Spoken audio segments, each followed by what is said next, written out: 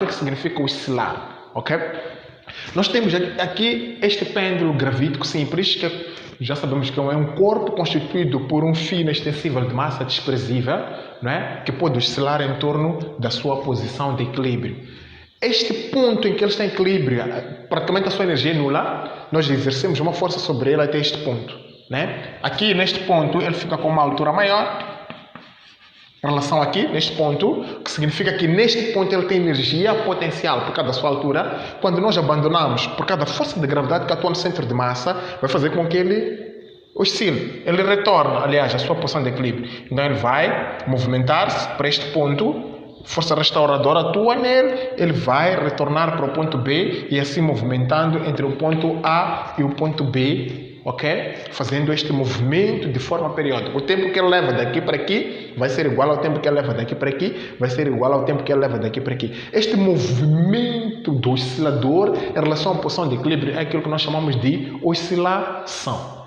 Ok, quais são as grandezas que devem estar em análise aqui? Primeiro é o comprimento. Queremos saber qual a relação que existe entre o período e o comprimento. E queremos saber qual a relação que existe entre o período e a gravidade, e a aceleração gravitacional. Nós já sabemos que na Terra a gravidade é 9,8, na Lua a gravidade é 1,6, essas coisas todas. Queremos também aqui, ok, que o período é diretamente proporcional à raiz quadrada do comprimento. Esta é a primeira análise.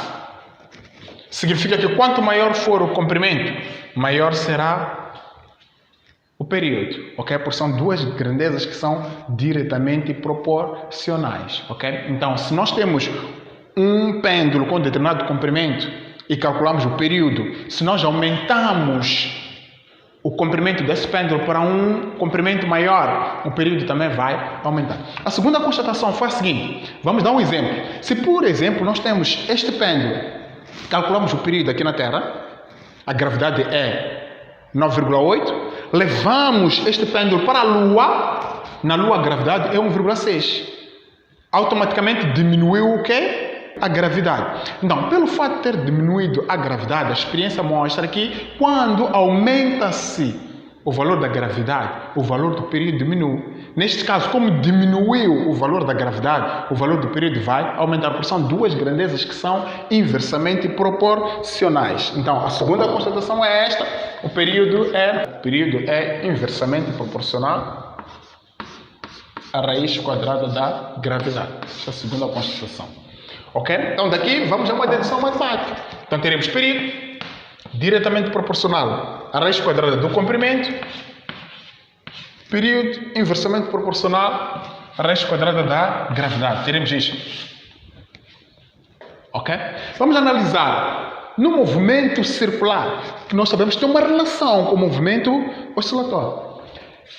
Este corpo quando oscila deste ponto para este ponto, ele faz metade de 360 graus, que é o ângulo π neste caso. Então, quando ele faz quando ele oscila para o ponto B e ele retorna até ao ponto A, ele fez uma oscilação completa. E nós já sabemos que o tempo que o oscilador leva para fazer uma oscilação completa é período. Então aqui ele faria o ângulo π, daqui para aqui faria o ângulo 2π. Então 2π é a nossa constante que vamos usar aqui.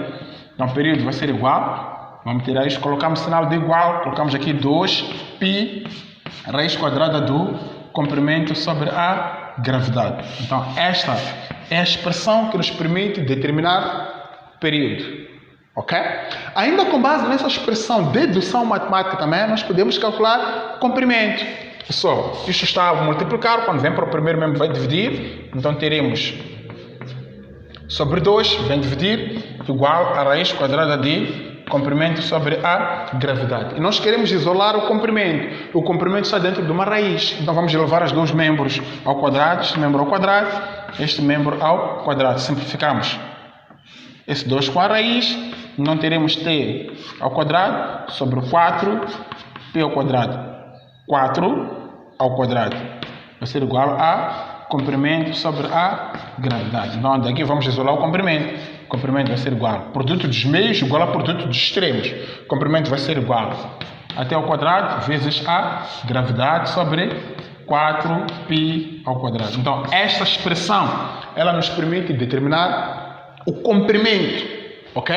De um pêndulo gravítico simples. Então, com base nisto, podemos ver aqui um exemplo concreto. Nós temos este oscilador, é um pêndulo gravítico simples, e o comprimento deste oscilador é igual a 40 metros, ok? Eles já dizem que esse experimento é realizado na Terra, é por essa razão que o valor da aceleração gravitacional é igual a 10 metros por segundo. A distância que separa o ponto A e o ponto B, ok? Neste caso, o valor da elongação, neste caso, seria de 2 metros, que vai nos permitir determinar o valor da amplitude. O que é que nós queremos calcular aqui? Primeiro nós queremos calcular a amplitude, a linha A. Uma vez que nós temos o valor do ponto A até o ponto B, nós já sabemos o que é a amplitude. É o afastamento máximo ou desvio máximo do oscilador em relação à posição de equilíbrio. Qual é a posição de equilíbrio? O ponto O. Afastamento máximo é até o ponto A, afastamento máximo é até o ponto B. Então nós queremos a distância de O a A ou a distância de O a B. Então a amplitude vai ser igual a esta distância AB, que é a maior distância que nós temos. Vamos pegar essa distância e vamos dividir por 2. Então a amplitude vai ser igual, a distância AB é igual a 2 metros sobre 2. A amplitude vai ser igual a 1 metro. Ok? Já temos ali o valor da amplitude. A seguir, a linha B. O que é que nós queremos calcular na linha B? Queremos o período. Período, temos aquela expressão e temos aquelas outras expressões que nós vimos na introdução, mas vamos ver as grandezas físicas que nós temos. Temos o comprimento e temos a gravidade. Então, só podemos calcular o período com base naquela expressão. Então, vamos usar aquela expressão. Período vai ser igual a 2 vezes o π raiz quadrada de comprimento sobre a gravidade. Usamos, neste caso, a equação de Thomson. Vamos substituir. O período vai ser igual a 2 vezes 3,14 vezes raiz quadrada de comprimento 40 metros sobre gravidade 10 metros por segundo ao quadrado. Vamos simplificar este zero com este zero. Vamos simplificar este metro com este metro. Então teremos que o período vai ser igual a raiz quadrada de 4 é 2. Nós ficamos com 2 vezes 2 fica 4 vezes 3. Isto fica 12 vezes... Aqui fica 28 vezes 2, isto fica 56. Raiz quadrada de segundo, ficamos com segundo. Raiz quadrada de segundo ao quadrado, aliás, ficamos com segundo. Então, aqui o período é igual a 12,56 segundos. Que é o tempo necessário que o oscilador leva a realizar uma oscilação completa. É o tempo que ele leva a sair de A até B e retornar ao ponto A. É o tempo que ele leva a sair de B até A e retornar ao ponto B. É o ponto que ele leva a sair de O até A, ir até B e retornar ao ponto O. É o tempo que ele leva a fazer uma oscilação completa. Ok, a linha C, que nós queremos na linha C? A frequência. Nós já sabemos que a frequência é o inverso do período. Enquanto que o período, o tempo necessário para o oscilador realizar uma oscilação completa, a frequência vai ser o número de oscilações que o oscilador realiza na unidade de tempo. É o inverso.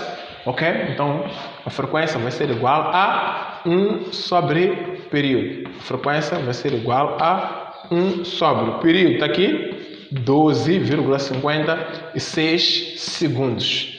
Ok? A frequência vai ser igual a 1 sobre 12,56 Hz.